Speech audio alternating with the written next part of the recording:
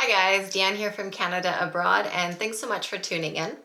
Today I'm just going to be discussing a recap of what we've seen from Express Entry in 2023 and what we can expect from Express Entry going forward into 2024.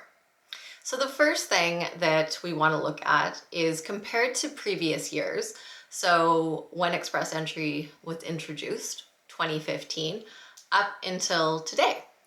In terms of the number of draws that have been conducted this year, there have been 38 in total. And if we compare that to the number of draws in previous years, it's the second most draws that have happened. The most draws were in 2021 when we saw 42 draws in total. And before that in 2020, we saw 37 draws through the Express Entry system.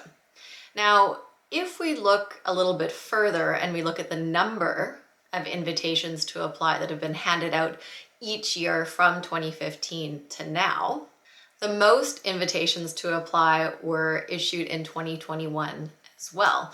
In that year, there was a total of 114,431 invitations to apply handed out.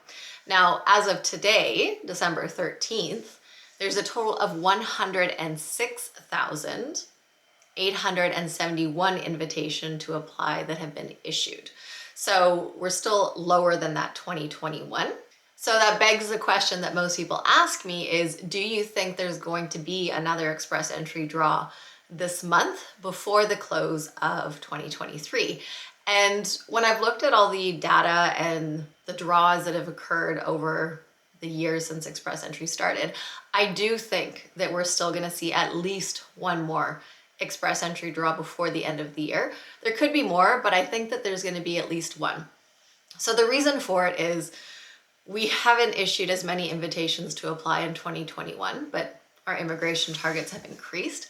The other reason is if we look at the history of the draws, and each year there's always been an Express Entry draw in mid to late December. So we're talking about December 19th onward. The only year that there wasn't a late December draw was in 2022, and IRCC in their Express Entry report even said that the only reason they didn't do any draws later in the year was because of the introduction of the new 2021 NOC codes in the tier system and an internal issue with the online portal that they were having, so they couldn't do any more draws. So based on that, we've always had mid to late December draws. So I do think we're still gonna see one this year before we head into 2024. Now, in terms of what we can expect in 2024 from Express Entry, we can expect the number of draws to increase along with the number of invitations to apply.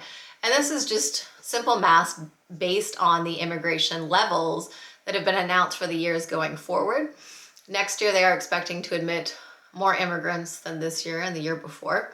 So they would have to issue more invitations to apply, and that usually means more draws.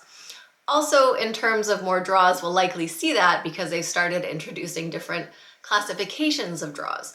So we might see more draws with less ITAs per draw, but that remains to be seen. Now, in terms of the draws that we're going to see, I think we're definitely going to see more targeted draws for people who are proficient in the French language, as well as targeted draws in those category-based occupations that they've been targeting. So healthcare, STEM, agriculture, trades, all the ones that they're currently targeting, they'll continue to do so into the new year. And we also should see the introduction of that Pearson PTE English test.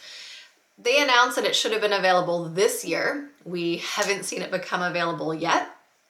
So it should, at least we hope, come into play in 2024.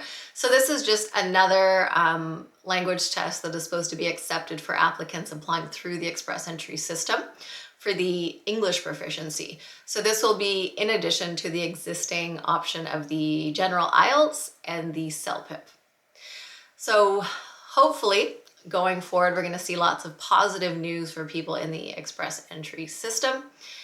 And thank you guys, as always, for tuning in, and we hope you have a wonderful festive season.